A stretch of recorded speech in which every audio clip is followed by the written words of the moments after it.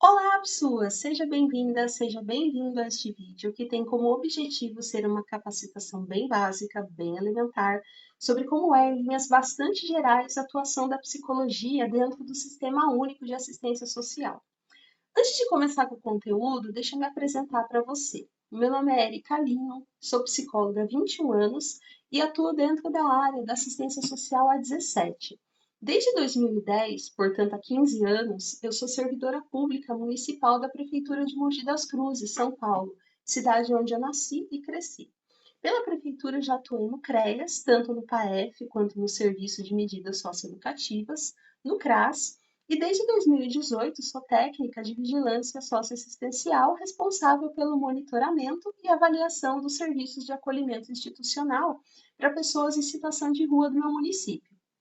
Neste vídeo, eu quero oferecer para você a capacitação inicial para a atuação da psicóloga e do psicólogo dentro do SUAS que eu gostaria de ter recebido quando eu ingressei nessa área, lá em 2010, e que eu sei que em uma quantidade significativa de locais ainda não é disponibilizada.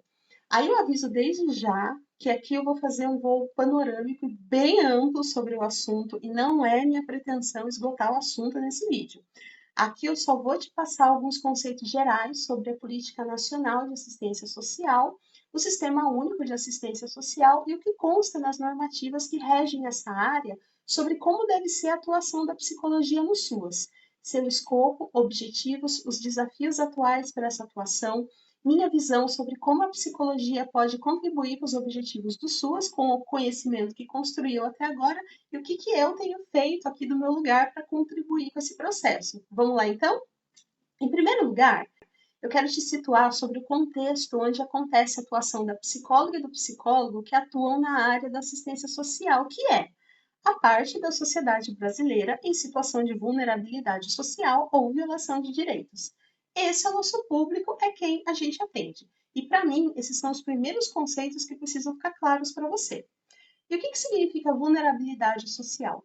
Existem várias definições, não tem até o momento um consenso sobre esse conceito, então eu escolhi para esse vídeo o conceito que consta na Política Nacional de Assistência Social, que é um dos documentos mais elementares para o nosso trabalho.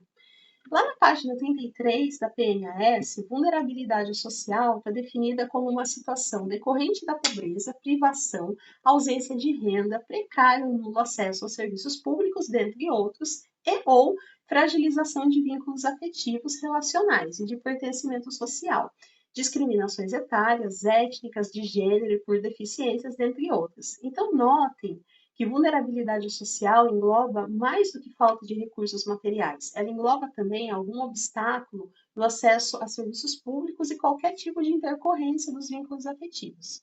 Sobre o conceito de violação de direitos, para a gente entender ele melhor, a gente precisa ir lá no texto da Constituição de 1988, conferir quais são os direitos sociais, e eles são os seguintes. Artigo 6º. São direitos sociais a educação, a saúde, a alimentação, o trabalho, a moradia, o transporte, o lazer, a segurança, a previdência social, a proteção à maternidade e à infância, a assistência aos desamparados na forma dessa Constituição. De acordo com a PNAS, o público em foco, quando o assunto é violação de direitos, é composto por crianças e adolescentes em situação de trabalho, adolescentes em medida socioeducativa, crianças e adolescentes em situação de abuso e ou exploração sexual, crianças, adolescentes, pessoas com deficiência, idosos, migrantes, usuários de substâncias psicoativas e outros indivíduos em situação de abandono. Famílias com presença de formas de negligência, maus tratos e violência. Bom, você já entendeu quem a psicóloga e o psicólogo atendem quando atuam no SUAS. Agora, vamos ver qual é o trabalho que deve ser realizado junto a esse público. Você lembra que ao longo da sua graduação você estudou psicologia do desenvolvimento, da personalidade social, da aprendizagem, psicopatologia, neuroanatomia, neurofisiologia e outras matérias que te ajudaram a sair do curso com pelo menos uma noção do que consiste um desenvolvimento típico e saudável do ser humano? Tá, eu sei que esses conceitos podem ser um pouco problemáticos, também não tem um consenso sobre eles entre as diferentes abordagens da psicologia, mas por hoje eu não quero entrar nessa discussão e vamos focar na seguinte ideia. Toda e todo profissional de psicologia sabe, ou deveria saber, né, do que precisa um ser humano em todas as fases da vida para estar mental, cognitiva e socialmente saudável. Isso posto, vamos voltar lá para o conceito de vulnerabilidade e a lista do público considerado em violação de direitos pela PNAS. Você concorda comigo, pessoas, que quando uma pessoa exposta a qualquer situação elencada aqui, ela está com o seu desenvolvimento ou saúde mental em risco?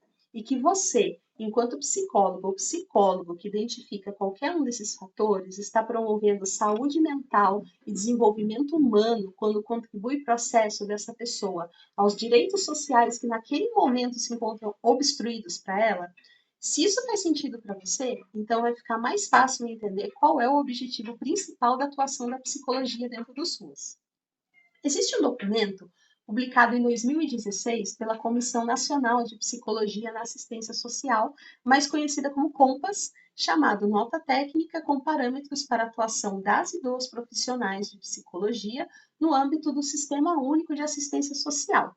Eu vou falar mais sobre esse documento depois desse vídeo, mas por hora vamos falar do que ele define como objetivo da atuação da psicóloga e do psicólogo dentro do SUS, que é potencializar a intervenção dele, o SUS, junto aos usuários e suas famílias, promovendo a garantia de direitos e o fortalecimento da função protetiva da família. Isso inclui as seguintes diretrizes: garantia de direitos, assegurar que os usuários tenham acesso legítimo aos direitos sociais, rompendo com a visão assistencialista e promovendo a responsabilidade do Estado pelo bem-estar dos cidadãos. Reflexão crítica. Favorecer uma reflexão crítica sobre as condições de vida dos usuários e suas famílias, promovendo mudanças objetivas e subjetivas em suas vidas. Intervenção interdisciplinar. Atuar de forma interdisciplinar e intersetorial, integrando diferentes saberes e práticas para qualificar a ação junto ao público atendido.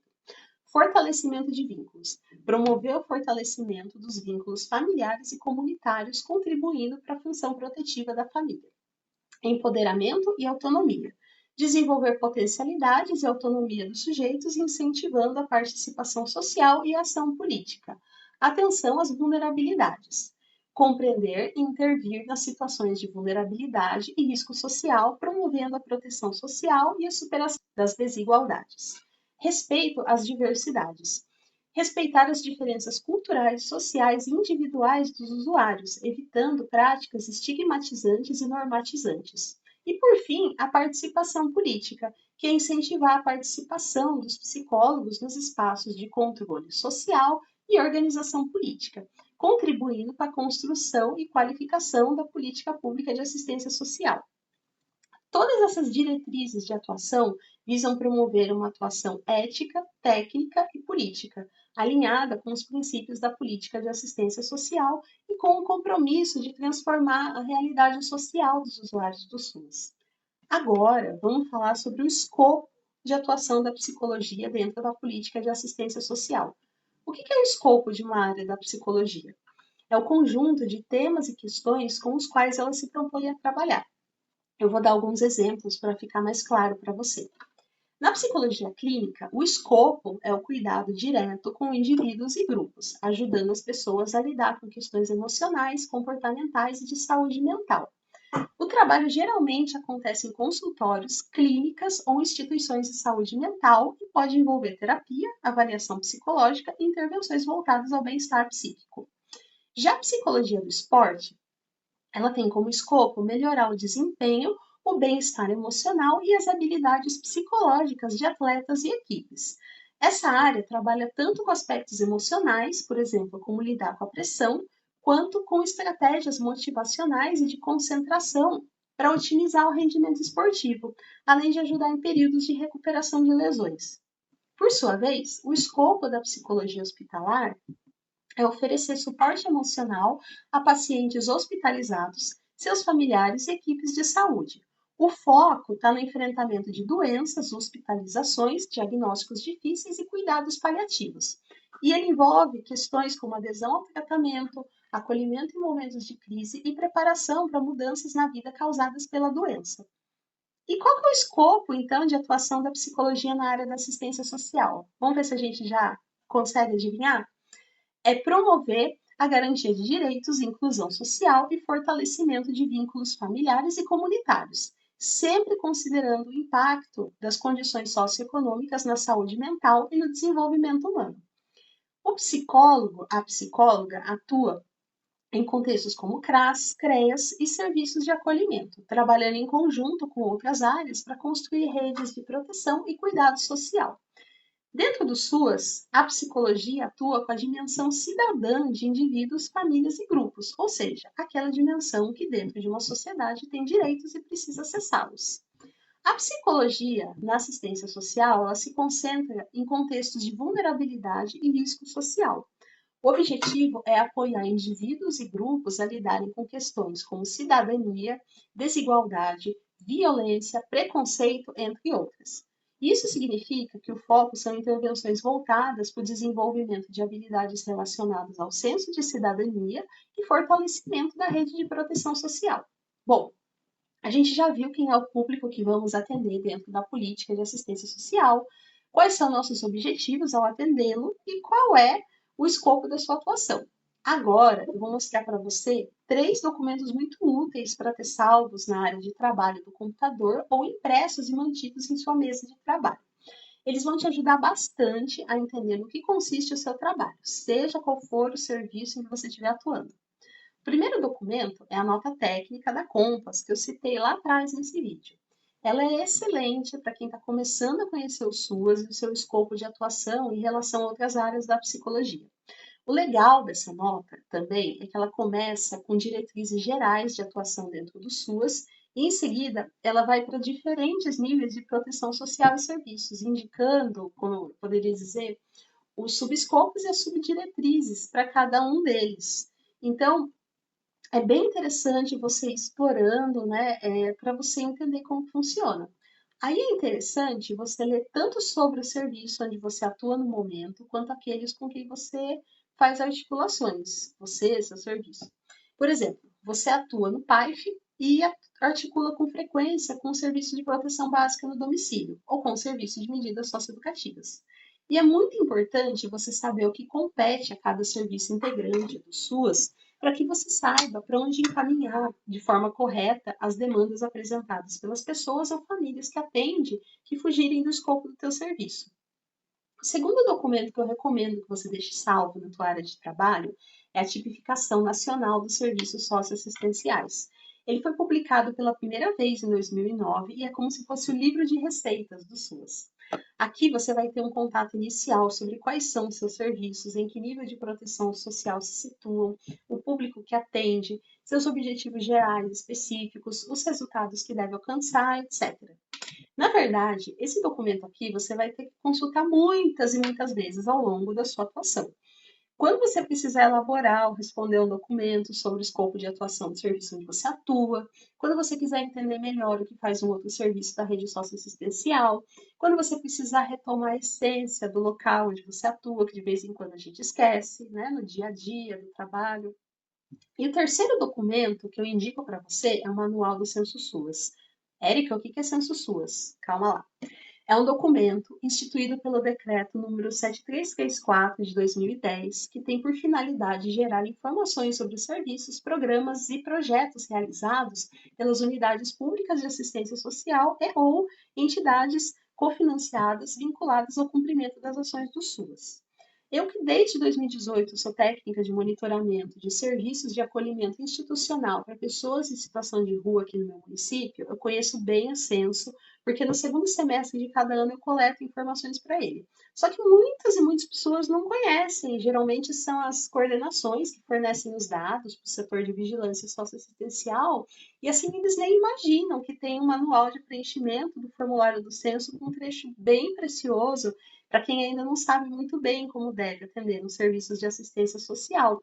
O trecho é o que fornece detalhes sobre como responder ao item 25, onde é preciso indicar quais atividades são promovidas sistematicamente pela unidade que está respondendo ao censo. Esse item ele tem descrições sucintas, mas muito úteis para os iniciantes sobre no que consistem ações como atendimento particularizado, atendimento em grupo, articulação, discussão de caso, atendimento domiciliar, etc. Há muitos outros documentos importantes para sua atuação no SUAS e eu recomendo que você se organize para ir lendo eles aos poucos.